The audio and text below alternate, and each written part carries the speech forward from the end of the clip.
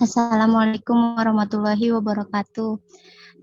Di sini kami telah menyelesaikan tugas akhir proyek dengan mata kuliah web programming yang bertemakan sosial media platform. Jadi di sini kita menggunakan HTML, CSS, JavaScript, PHP, dan framework-nya Bootstrap. Lanjut. Sebelum materi, izinkan kami memperkenalkan dari kelompok 1. Yang pertama, Dede Maulana. Yang kedua, saya sendiri, Jessica Audria. Yang ketiga, M. Syahrul Saifullah. Yang keempat, Rahmat Hidayat.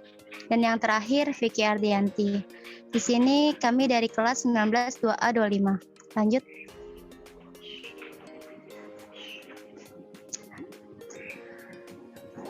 Apa itu sosial media?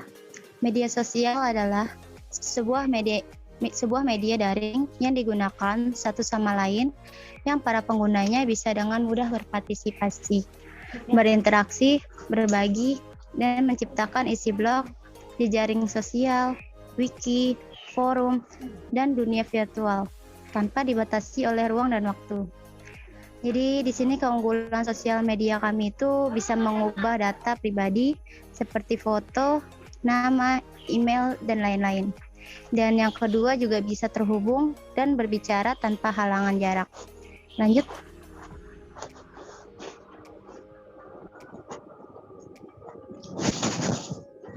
Bahasa program yang kami gunakan yang pertama adalah HTML.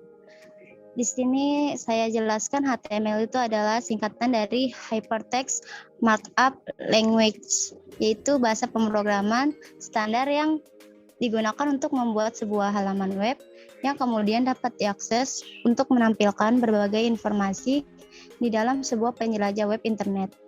Dan yang kedua, Cascading Style Sheet, yaitu CSS, adalah aturan untuk mengatur beberapa komponen dalam sebuah web sehingga akan lebih terstruktur dan seragam.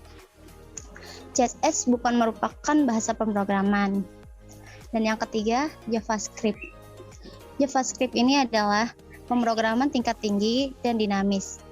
JavaScript ini membantu membuat halaman web interaktif dan merupakan bagian aplikasi web yang esensial. Dan yang terakhir adalah PHP. PHP itu adalah bahasa penulisan skrip open source yang biasanya digunakan dalam pemrograman atau pengembangan website. PHP ini sering digunakan dalam sisi server. Lanjut. Baik, di sini saya akan memperkenalkan logo proyek kami. Logo proyek kami beri nama yaitu Yes Connect. Kenapa kita memberi logo ini dalam sebuah proyek kami? Itu untuk mengenalkan proyek web kami ke orang-orang sebagai bentuk suatu usaha kami dalam membangun sebuah platform sosial media yang simpel dan dinamis, dan sebagai bentuk usaha kami dalam mengerjakan tugas web programming. Lanjut. Baik, mungkin itu saja yang bisa saya sampaikan. Selanjutnya akan dilanjutkan oleh teman saya, Rahmat Hidayat. Silakan, Rahmat.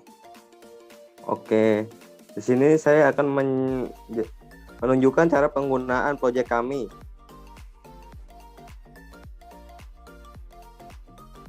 Nah, di sini ada tampilan login atau daftar di sini. Untuk pengguna baru kita harus melakukan pendaftaran terlebih dahulu, yaitu masukkan nama lengkap, Rahmat Hidayat.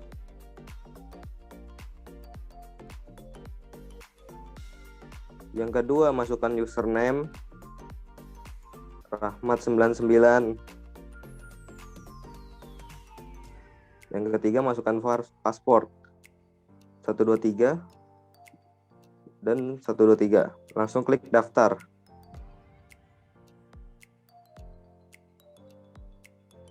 Nah, di sini kita berhasil daftar. Silakan login. Kita masukkan username yang tadi yaitu Rahmat99 dengan password 123. Langsung pencet klik login. Nah, di sini ada tampilan beranda, profile, update status, dan about.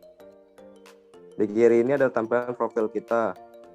Langsung saja kita masuk ke menu beranda.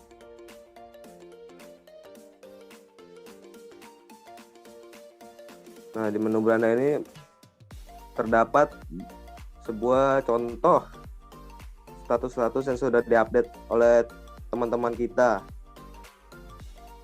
Nah, ini merupakan contoh-contohnya. Selanjutnya kita ke menu profile.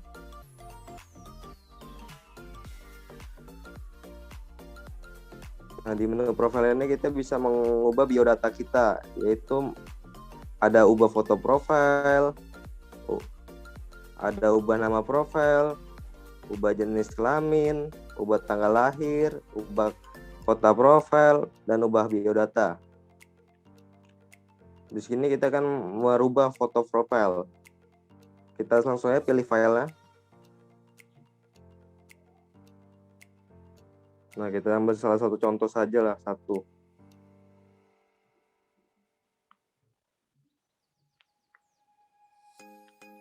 Nah, selanjutnya nama kita. Selanjutnya jenis kelamin, laki-laki. Tanggal lahir 30.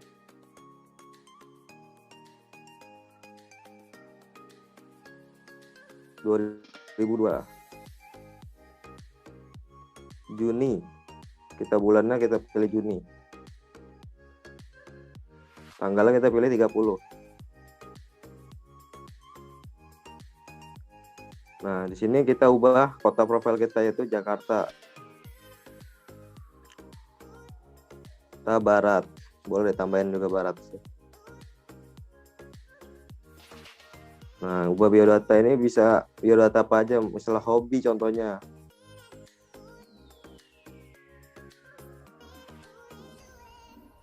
Nah, langsung kita pencet klik edit kalau sudah selesai. Maka tampilan di sebelah kiri kita akan berubah, kayak foto profil, nama, kota kita akan berubah. Nah, lanjut ke menu update status. Nah, kita tuliskan saja hello world.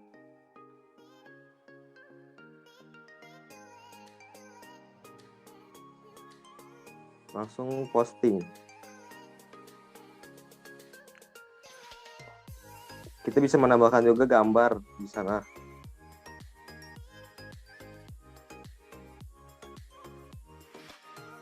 Nah, posting. Setelah kita memposting status kita bisa melihatnya di beranda. Berikut adalah postingan yang kita buat tadi. Selanjutnya kita akan ke menu about. Nah, di menu about ini adalah menjelaskan tentang proyek kami. Hello, ini adalah proyek website kami bertemakan tentang sosial media, platform. Kelompok dari kami terdiri dari Salul Saifullah, Jessica Udria, Dede Maulana, Rahmat Hidayat, dan Vicky Ardianti. Nah, selanjutnya kan dilanjutkan oleh teman saya, Vicky Ardianti.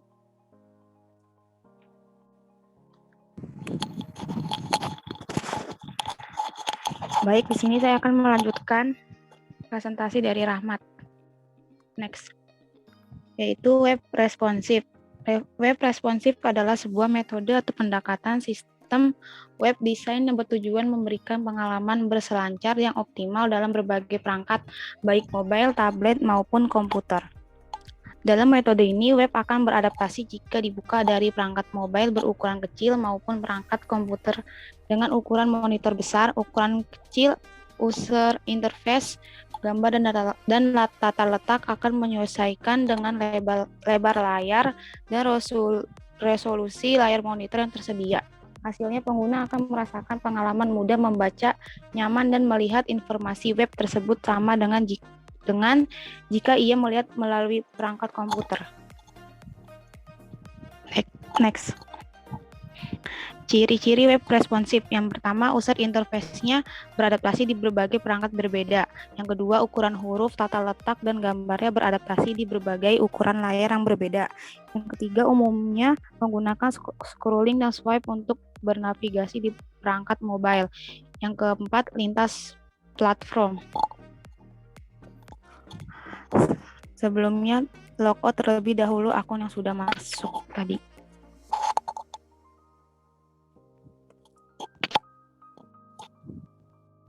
Nah, lalu klik kanan,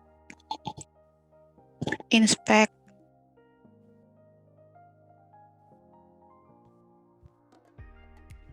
Lalu responsif, pilih yang iPad.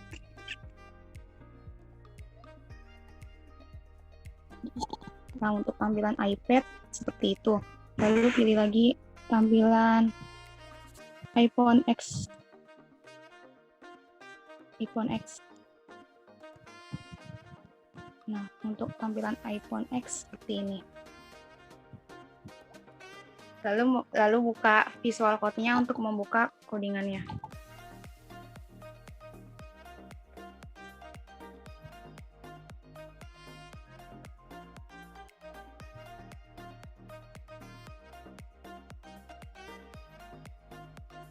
Untuk tampilan laptop menggunakan navbar yang dari navbar yang atas. Lalu yang selain laptop yang bawah, yang dari itu tuh, navigasi kelas. Ada beberapa bagian yang disknya hilang jika menggunakan handphone atau HP. Yang itu. Baik, selanjutnya akan dilanjutkan oleh teman saya yaitu Dede Maulana. Baik, terima kasih Fikir Dianti untuk menjelaskan web responsifnya. Selanjutnya presentasi saya di sini akan menjelaskan tentang HTML dan CSS. Yang pertama untuk HTML dulu ya. Yang pertama itu elemen HTML digambarkan oleh tag, ditulis menggunakan tanda kurung sudut. Tag seperti IMG bisa dilihat ya, itu IMG, dan input langsung diperkenalkan konten ke dalam halaman. Jadi tagline seperti P itu paragraf ya. Jadi mengelilingi dan memberi informasi tentang teks dokumen dan mungkin menyertakan tagline sebagai sub-elemen. Peramban nggak akan nampilin nih tag HTML gitu, tetapi menggunakannya untuk menafsirkan konten di halaman. Di kanan ini bisa dilihat ya. Jadi ini adalah contoh yang udah saya buat untuk struktur dalam HTML. Jadi pertama itu kita buat file ya pastinya. Ini bisa dilihat di atas contoh.html.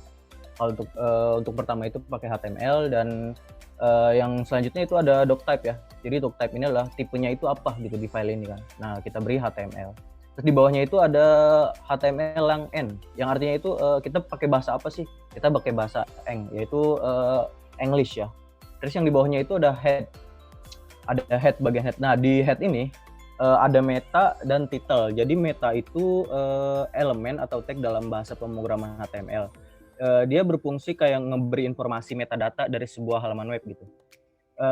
Untuk metadata ini harus diletakkan di head ya, supaya tag ini bisa dipakai juga untuk ngasih deskripsi keterangan dari suatu halaman web untuk menjelaskan mengenai kata kunci yang terkait serta untuk metadata lain tanpa head. Untuk itu juga banyak sih ciri-cirinya, ada metadata, keyword dan lain-lain. Dan itu di title itu adalah nama dokumen kita yang nanti ada di judul tab yang ada di, misalkan kalau kita dibuka di Google browser. Nah, ini bisa dilihat ini nama kita ya, itu Yasna Connect. Itu yang tadi title yang kita gunakan. Baik. Untuk di bawahnya itu ada body. Nah, itu udah saya kasih konten di sini yang artinya kita bisa ngebuat apa aja di sini ya. Kayak misalkan div, navbar, terus bagian konten, bagian footer juga ini harus disertakan di body ya. Terus bisa juga ditaruhnya itu di JavaScript di situ. Terus yang terakhir itu kita bungkus lagi dengan HTML supaya akhirnya kita tahu di dokumen ini adalah seperti ini gitu, HTML. Next.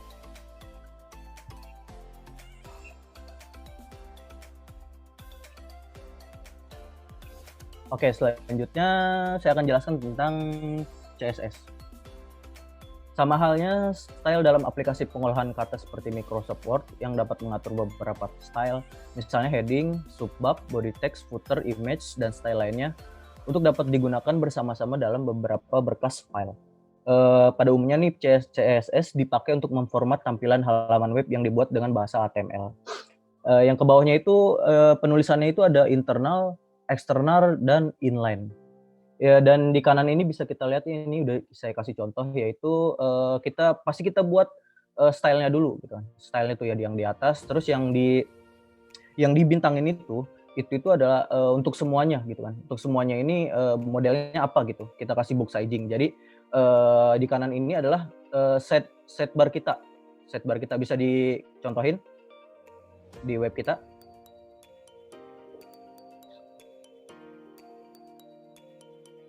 Nah, oke. Di sini tadi saya sudah login ya. Ini contoh dari set bar yang kita buat. Yang pertama itu ada judul kita, itu Nisna Connect. Di sini adalah foto profil, nama kita, terus ada kontak-kontak kita. Dan ini yang tadi udah saya jelaskan, yaitu kita ngasih di sidebar kita itu box sizing. Jadi di box sizing itu si CSS-nya ngasih perintah supaya segini aja gitu. Ini yang sudah dikasih ada batasnya, ya segitu. Bisa balik lagi ke itunya, PowerPoint.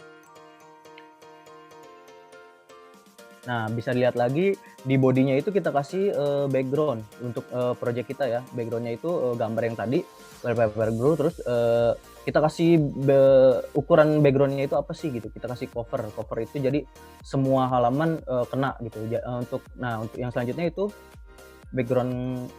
Nah, ini bisa dilihat. Ini semuanya kena yang tadi udah kita iniin. Yang di bawahnya itu background repeat, yang artinya itu dia gambarnya nggak setengah-setengah gitu kan, jadi full aja gitu. Dan terus kita kasih margin 0 supaya pas, nggak ada jarak lagi. Terus yang bawahnya itu ya yang tadi kita ituin ya, setbar kita tingginya segitu, lebarnya 200 pixel. Untuk posisinya kita bikin fix supaya dia nggak kemana-mana, cukup di situ aja. Untuk displaynya kita kasih flex itu fleksibel ya, jadi dia bisa ngatur tampilannya juga kalau misalkan kita nanti menyudutkan atau di HP atau dan lainnya gitu. Untuk flag directionnya kita kasih kolom baris supaya lebih rapi. Justify kontennya kita kasih jarak di antara menu-menu yang tadi itu. Terus stopnya kita kasih 0 supaya biar nggak usah ke atas lagi. Leftnya kita kasih 0 juga supaya dia tetap di kiri. Untuk overflow-nya itu kayak scroll-nya itu kita hilangkan aja. Jadi cukup di situ aja gitu, nggak usah ke atas ke bawah lagi dalam nge-scroll. Oke, yang selanjutnya next Ro.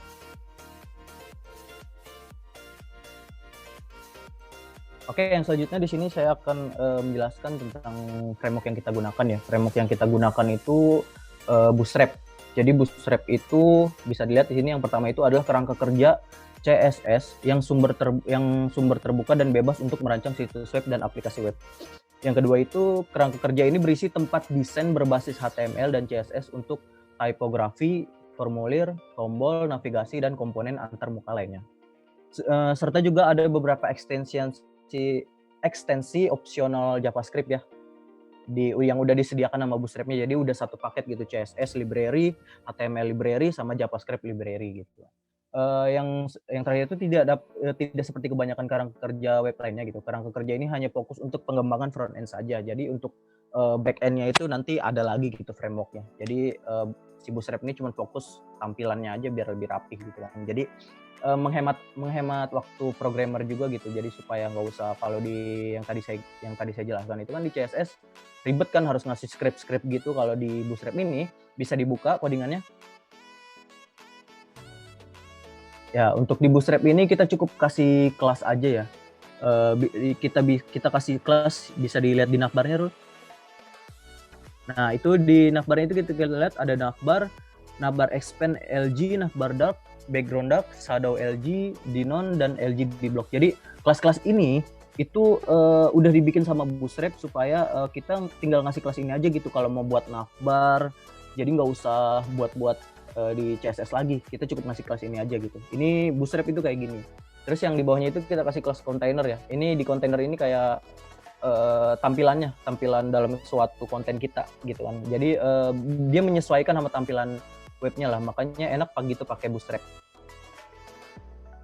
Oke, di atasnya Rul, ke atasnya. Dan untuk pemberian Bootstrap-nya itu bisa online, bisa offline ya. Kalau misalkan ini di project kita ngasih Bootstrap itu offline. Jadi supaya kita nggak usah download, nggak usah buka-buka pakai internet lagi gitu, ngebuka project kita cukup pakai localhost sama database. Jadi ini contohnya bisa dilihat Bootstrap dan min.js itu adalah file yang udah dikasih Bootstrap ya buat offline. Nah kalau misalkan mau online, kalian bisa download di Bootstrap-nya kok. Itu tinggal kasih link online-nya aja. Nanti kita mungkin kalian nggak suka offline dan lain-lain gitu. Oke, next slide.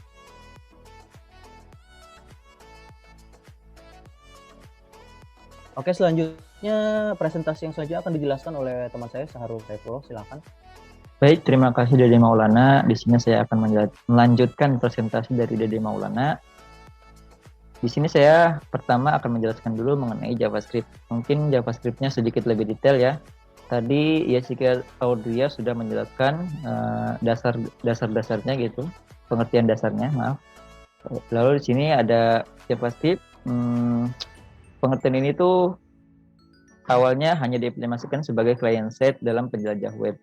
Jadi JavaScript itu awalnya cuma ada di web aja, di lingkungan web aja. Tapi sekarang itu JavaScript sudah dikembangkan, ada yang namanya Node.js. Node.js itu sistemnya seperti C++, seperti Python, dan juga yang lain-lain gitu.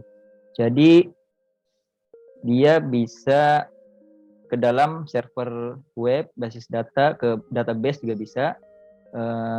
Terus juga bisa membuat program non-web seperti perangkat lunak, pengolah kata, dan pembaca PDF, dan sebagai runtime environment yang memungkinkan penggunaan JavaScript untuk membuat aplikasi. Jadi bisa membuat aplikasi dengan Node.js. Node.js itu bahasanya JavaScript. Tapi kita nggak menggunakan Node.js di project ini. Kita hanya menggunakan JavaScript yang awalnya hanya diimplementasikan sebagai client side aja di web, hanya berlaku di web gitu. Lalu untuk penulisan JavaScript ada 3 cara. Yang pertama, scriptnya bisa ditaruh di atas head HTML ya. Kalau di HTML itu head itu di bagian atas di sini, di bagian head sini bisa. Lalu yang kedua itu ada di body, di body sini, dalam bodinya ya. Rata-rata sih JavaScript itu digunakan di akhir body, karena saya pernah pakai di JavaScript-nya itu di atas atau di head. Kadang terjadi error. Jadi umumnya dipakai itu di bawah sini JavaScript-nya. Baik itu script-nya ataupun dia memanggil dari eksternal, yang ketiga itu. Yang ketiga script eksternal. Nah, script eksternal itu seperti ini. Jadi kita manggil dulu, untuk memanggil JavaScript kita harus membuat elemen script di dalam HTML-nya, lalu search untuk mencari filenya. Ini kita memanggil JavaScript dari Bootstrap, karena kita menggunakan framework Bootstrap untuk membantu pembuatan webnya, jadi supaya lebih cepat. Oke, di sini juga script juga ada lagi ini asset. Lalu di sini AOS ini adalah kalau kita lihat foldernya di sini YesConnect, terus JavaScript AOS. Nah, AOS ini adalah sebuah library yang bisa membuat animasi. AOS itu singkatan dari Animate on Scroll. Jadi sebetulnya kalau kita buka webnya itu ada animasinya. Kita refresh ya. Ini ada animasinya. Nah, berhubung ini nggak bisa di scroll, nggak bisa scroll lebih jauh, dia animasinya cuma sekali. Kalau seandainya kita bisa scroll ke bawah lagi jauh, itu animasinya akan terus berulang. Karena sebutannya kan animate on scroll. Jadi ketika di scroll dia animasinya akan terus berulang gitu. Oke. Itu untuk yang AOS ya. Selanjutnya ketika kita login juga ada JavaScript yang Dede Maulana bikin manual ini. Adanya itu di file user. Mari kita lihat dulu ya yang dibikin oleh kawan kita. Di sini kita kolaborasi. Jadi setiap anggota itu memiliki kemampuan masing-masing, jadi kita kombinasikan gitu. Di sini ada di paling bawah. Ini ada JavaScript buatan Dede Maulana. Jadi JavaScript ini berfungsi ketika kita menyentuh ini navbar yang ada di atas ini. Kita pencet beranda, itu JavaScript-nya aktif, dia mengaktifkan yang script yang di bawah sini, mengaktifkan ini. Ketika diklik, klik ya, akan menampilkan show tab, jadi diperlihatkan. Selanjutnya Ketika kita pencet profile, dia juga akan sama efeknya gitu ya. Itu efek dari JavaScript yang yang di bawah sini, maaf, yang di bawah sini. Oke, itu JavaScript-nya yang ini sebutannya adalah yang di body ya, script dalam body, bukan eksternal. Ini dalam body. Jadi script-nya ada di body paling bawah. Yang eksternal seperti ini. Oke, itu untuk JavaScript. Kemudian saya akan lanjut ke PHP. PHP hanya mengeksekusi kode yang ditulis dalam pembatas. Jadi ada batasannya untuk PHP ini. Batasannya itu seperti ini nih. Ada lebih kecil dari tanda tanya PHP. Nah, baru di dalam itu kita bisa menuliskan sintak PHP. Lalu ditutup dengan tanda tanya tutup kurung gitu. PHP ini sebetulnya unik ya. Jadi dia bisa dicampur ya, bisa dicampur nih dari HTML, bisa di JavaScript juga bisa dicampur gitu. PHP itu enaknya itu. Untuk PHP itu bergeraknya di dalam sisi server gitu ya. Jadi server side ya. Biasa untuk server side. Lalu penggunaannya seperti apa untuk PHP ini di project kita? Nah, di project kita itu dalam ini juga dalam menampilkan beranda ini menggunakan PHP ini. PHP yang terhubung dengan database. Jadi sebetulnya kita menggunakan HTML, CSS, JavaScript, PHP, Bootstrap dan juga database ya. Jadi ada database-nya, kalau kita lihat bisa kita lihat database-nya ya, PHPMyAdmin. Kita lihat dulu sebentar database-nya. Jadi ini adalah database YesConnect. Isinya itu hanya sebatas ini. User, status, lalu ada komentar. Ini belum dibikin, tadinya mau dibikin karena emang nggak keburu. Jadi kita baru selesai yang dua ini, user dan juga status gitu ya. Status itu untuk menampilkan tadi tiap user yang upload ke website. Ini dia status. Lalu profile itu untuk menampilkan ini. Dan juga ada di sini profilnya ya, di profil ini ada. Bisa kita atur, kan tadi udah dipraktikkan oleh Rahmat ya, udah dipraktikkan oleh Rahmat untuk bagian ini. Jadi kita bisa atur, bisa dirubah-rubah itu menggunakan PHP. Bagaimana prosesnya? Jadi prosesnya itu ada di sini, ada di database, ada di sini. Semua fungsinya ada di sini. Kayak function upload status, lalu ada di sini all status ini untuk menampilkan semua status. Di sini query-nya itu berdasarkan ID status, lalu DESC. Jadi statusnya itu diambil paling terbaru gitu, paling atas, yang paling baru diupload gitu. Jadi ditampilkan paling atas. Selanjutnya ada upload foto. Ini upload foto untuk rubah profil ya. Upload foto untuk rubah profil. Upload foto untuk status, maaf, ini untuk status. Lalu di sini ada penyimpanannya, ada parameter penyimpanan untuk menyimpannya di mana gitu. Jadi kita bisa diatur gitu untuk penyimpanannya. Lalu di sini ada ubah profile, upload foto. Untuk profile upload foto saya lupa ya. Di sini menggunakan seperti ini sintaknya ya. Upload foto, lalu ini penyimpanannya img profile, img profile. Jadi tiap user itu profilnya akan dimasukkan ke dalam sini, lalu di enkripsi, nggak dienkripsi, dirubah nama ininya biar nggak sama gitu. Pakainya itu di bagian, mari kita lihat di bagian upload foto ya. Lalu di sini ada, jadi nama filenya itu kita pakai unique, jadi pakai random dari PHP-nya. Ada library untuk random angka kayak gini ya, untuk random nama gitu. Jadi namanya itu kayak gini, random tuh pakai yang ini, pakai unik ini. Lalu di file barunya itu namanya jadi kayak gini. Misalkan awalnya default, ketika kita upload ke website ya itu akan berubah seperti ini dengan metode ini, uniquid. Itu untuk mengacak kayak gini lah. Oke, selanjutnya ubah profil tadi udah ya, ubah profil. Lalu di sini ada untuk mengambil data profil. Di sini ada select bintang from user dengan ID-nya itu user ID yang ada di session.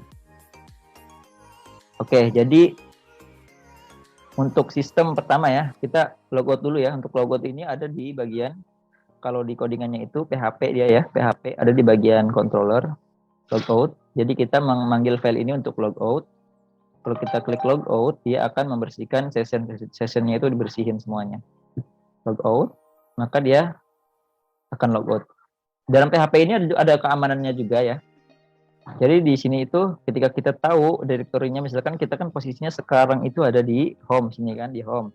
Lalu kita ingin mengakses view, langsung ke user, langsung ke indeks ini, indeks PHP. Kalau kita coba akses ke situ itu nggak bisa, ada pengamanan dari PHP. Kita coba ya, view, terus user, terus index titik PHP. Kita coba ya, kita coba akses. Sebetulnya indeks PHP ini nggak ditulis pun bisa. Kalau kita akses seperti ini, dia akan dilempar ke tampilan login. Mari kita enter. Nah, dia akan dilempar ke sini. Itu dari PHP-nya. Kalau kita lihat di sini ada di bagian indeks ya, indeks. Di bagian atas ada di sini di user ya, bagian folder user atas nih, sini ada. Jika nih di sini. Jika tidak di set session login, artinya loginnya belum terjadi gitu, belum login usernya, maka lempar ke headernya itu location-nya dipindahkan ke out login, jadi lempar ke sini kalau dia belum login, jadi dia nggak bisa mengakses indeks ini kalau dia belum login. Itu keamanannya. Lalu ketika usernya udah login, misalkan kita login ya, nah user pun tidak bisa kembali ke dalam out login. Kita coba ya, ini out, nih login titik PHP, dia pun nggak bisa ke sini karena statusnya dia udah login. Di loginnya pun ada pengamanannya, jadi dia nggak bisa login 2 kali, loginnya sekali doang. Nah di sini nih, nih if is set session login, jika ada session login maka langsung pindahkan ke dalam indeks titik PHP. Jadi kalau udah ada sessionnya, dia langsung pindah ke indeks di sini. Itu jadi dilempar gitu keamanannya gitu. Coba kita enter ya, dia akan balik lagi ke menu ini. Jadi nggak bisa ngakses, nah, kan nggak bisa kan? Saya udah coba tadi ya, nggak bisa. Kita coba sekali lagi. Out, login titik PHP, enter, nggak bisa. Dia langsung dilempar ke sini lagi karena dioper lagi oleh PHP. Itu coding yang kita pakai ya, keamanan security-nya. Oke, selanjutnya di sini untuk sistem login mungkin ya. Kita logout dulu. Bagaimana sih sistem loginnya? Ketika masuk username, terus masukin password, itu lalu kita pencet login. Coba kita lihat di bagian home, itu kan tampilan home. Bagian home terus di navbar. Di navbar itu ada tampilan untuk bagian itu loginnya. Ini dia, button login. Tipenya submit, lalu metodenya post. Ketika login ini dipencet, ada di atas ya PHP-nya. Ketika login ini dipencet, mana login? Nih, ini dia login. Nih, if is set post login, jadi loginnya itu kan ketika kita submit itu akan ada akan ada post yang namanya login gitu. Ketika kita pencet tombol login, maksudnya itu ya. Ketika kita pencet tombol login, nih, maka kita buat variabel username, ngambil dari post yang username, jadi dari forumnya. Password juga sama dari forumnya. Lalu di sini kita memanggil database, dicari nih ada nggak sih hasilnya gitu kan. Di sini result itu ada nggak hasilnya. Kalau if MySQL 6 row result sama dengan 1, jadi ada hasilnya gitu, ada hasilnya 1 gitu, maka ke sini lanjut ke cek password. Pertama itu cek username. Kalau username nggak ada, misalkan ini gagal, dia kan masuk ke else nih. Else ini ya benar user sama dengan true. User true itu ada di bagian bawahnya. Untuk user true ada di sini. Jadi ketika usernya itu true, maka akan ada error seperti ini. Echo, tampilannya seperti ini. Username belum terdaftar. Mari kita coba ya. Mari kita coba. Di sini kita pakai nama asal. Dia akan ada alert warna merah. Nah, username belum terdaftar gitu. Sebaliknya ketika kita passwordnya salah, maka dia akan ngeset error. Errornya password salah ya, untuk error, variable error namanya. Saya buat variable error. Kita misalkan salahin gitu ya passwordnya, login, maka di sini akan ada keterangan password salah gitu. Itu untuk PHP loginnya. Ketika berhasil, semuanya berhasil betul ya, ketika semuanya betul, maka dia masuk ke sini cek password. Nah, di sini nih. Jadi error true ini untuk password ya. Variabelnya error namanya. Lalu di sini menggunakan if password verify, karena passwordnya itu dalam pendaftarannya, untuk daftarkan ada di database ini. Jadi setiap folder kita itu ada require. Require itu supaya file ini terhubung dengan database, dengan file yang ada di sini, gitu ya. Jadi di sini ada pendaftaran. Kita pakai password verify karena udah di enkripsi passwordnya. Kalau kita lihat di database-nya, saya coba lihat di database-nya ya. Jadi kalau kita lihat di database-nya itu seperti ini, passwordnya udah di enkripsi. Jadi admin sekalipun tidak tahu password user itu apaan gitu. Oke, di sini kita lihat bagian pendaftarannya. Daftar, nah ini dia daftar. Nah di sini ada password hash namanya. Jadi passwordnya ini dienkripsi pakai password hash, lalu algoritmanya itu default, password default algoritmanya. Jadi algoritmanya mengambil algoritma terbaru. Awalnya kita pengen pakai yang MD5, ternyata MD5 itu sekarang udah gampang dibobol, jadi nggak saya pakai itu. Jadi pakainya password verify. Untuk keamanan password, ya, jadi aman. Website ini udah ada keamanannya gitu. Selanjutnya ini untuk password ya, jadi udah dienkripsi. Oke, kita lanjut ke bagian login lagi ya. Jadi ketika passwordnya itu betul, jadi password verify ini untuk memverifikasi betul nggak sih passwordnya sama dengan row ini kan hasil dari query ya, query dari result gitu. Jadi ngambil dari result ini pakai fetch assoc, jadi dibikin array ya, array asosiatif. Lalu diambil row-nya itu, row dari sini ya, ngambil password. Passwordnya sama nggak sih dengan password verify gitu ya, verify sesuai hash-nya gitu ya. Lalu di sini kalau betul dia akan masuk ke sini, view user index PHP. Kalau salah ini, kalau gagal ininya, ini salah gitu passwordnya, maka akan masuk ke sini error. Error free itu menampilkan password salah di HTML-nya. Oke, itu untuk login. Mari kita selesaikan loginnya ya. Kita betul login sekarang, betul semuanya passwordnya. Oke, saya pakai akunnya Dede Maulana aja. Lalu di sini untuk proses menampilkan nama ini, itu ada di bagian index. Nah, di sini ada profile titik foto. Jadi fotonya itu ngambil dari database ya. Untuk pengambilan profilnya itu ada di bagian sini. Ada di bagian sini nih. Profile sama dengan function, memanggil sebuah function profile. Function profile ini adanya di mana? Ada di file database. Karena file ini juga terhubung dengan file database. Nah, ada namanya file database. Ini PHP. Jadi di sini ada profile, kalau kita ctrl-F profile. Profile yang bawah, bukan. Nah ini dia. Jadi untuk mengambil data dari database untuk profile ini ya. Jadi return resultnya 0 gitu ya. Result yang indeks ke 0 gitu. Selanjutnya dia akan menampilkan nama kan di situ di bagian indeks ya. Dia di situ dia akan menampilkan nama kan.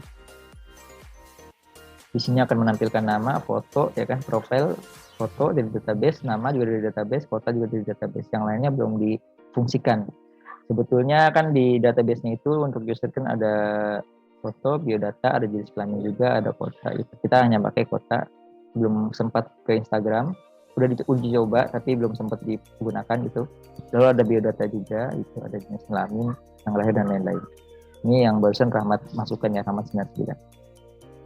Oke, jadi kalau di kasus Rahmat itu kan profilnya udah berubah tuh. Jadi profilnya itu ngambil dari database. Kalau kita lihat database-nya itu, fotonya itu ada namanya nih, mana ya? Ini foto, ada namanya ini.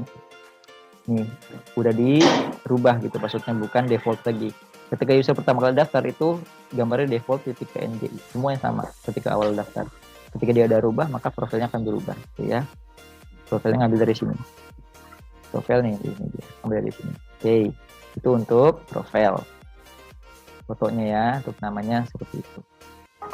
Lalu untuk upload status, itu seperti apa sih upload status? Upload status sama sistemnya, dia fungsinya ada di sini. Dia ada, semuanya ada di database untuk function-functionnya. Yang upload status tadi saya udah sempat kasih lihat ya, ini dia upload status itu. Ada upload foto juga. Upload foto ini fungsinya satu, jadi untuk profile, untuk status juga satu, fungsinya bisa dipanggil berulang-ulang gitu. Untuk penyimpanannya tinggal dimasukin ke sini. Penyimpanannya dibedakan saja. Oke, itu untuk yang upload status. Dia akan insert into. Ketika berhasil, dia akan menghasilkan ini berhasil upload status. Yang sudah Rahmat praktekkan. Untuk status itu, mungkin hanya itu sih. Untuk profil sudah, yang status sudah. Yang profile ya rubah profile kayaknya belum ya. Rubah profile. Ini rubah profile ya sistemnya. Jadi mengambil global connection yang di atas, connection ke database-nya. Lalu di sini ID user itu ngambil dari session sesuai yang loginnya ya. Jadi ketika user login itu ada session itu penyimpanan di dalam webnya gitu ya. Ngambil ID-nya, jadi biar nggak salah nanti rubahnya itu berdasarkan ID biar benar rubahnya gitu.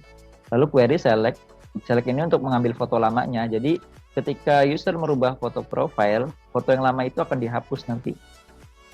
Lalu di sini semuanya biodata, semua ngambil dari formulir yang ada di formulir HTML-nya ya. Lalu di sini upload foto baru, upload foto di sini. Jika ada foto yang di-upload gitu kan, dia akan menjalankan proses ini. Foto lama sama dengan download foto yang ada di sini. Lalu jika foto lama tidak sama dengan default.png, jadi default.png ini jangan dihapus karena dia akan dipakai oleh semua user yang baru daftar. Jadi jangan dihapus. Jika bukan default.png maka unlink itu untuk menghapus.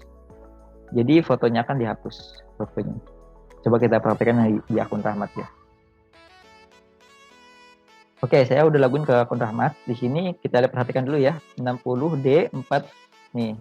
60D841. Kalau kita perhatiin filenya 60D481 ini akan hilang ketika profilnya dirubah. Mari kita rubah ya profilnya ya.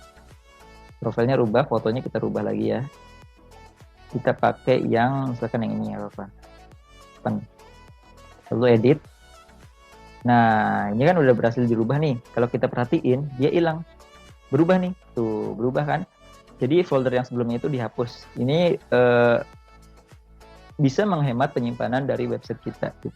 Jadi satu akun hanya bisa upload satu foto profile. Foto lamanya pasti dihapus, hilang gitu untuk profile sistemnya. Mungkin hanya itu untuk penjelasan saya ya. Selanjutnya mungkin akan dijelaskan oleh Jessica Audria untuk bagian penutup. Baik, terima kasih Syahrul Saifullah. Baik, di sini saya akan melanjutkan bagian penutup. Lanjut. Kesimpulan. Jadi, media sosial atau disebut dengan jejaring sosial menyita perhatian masyarakat Indonesia, khususnya para remaja. Media sosial dinilai bisa menjadi wadah bagi karya, opini dan tanggapan, bahkan media untuk mengekspresikan keadaan yang terjadi.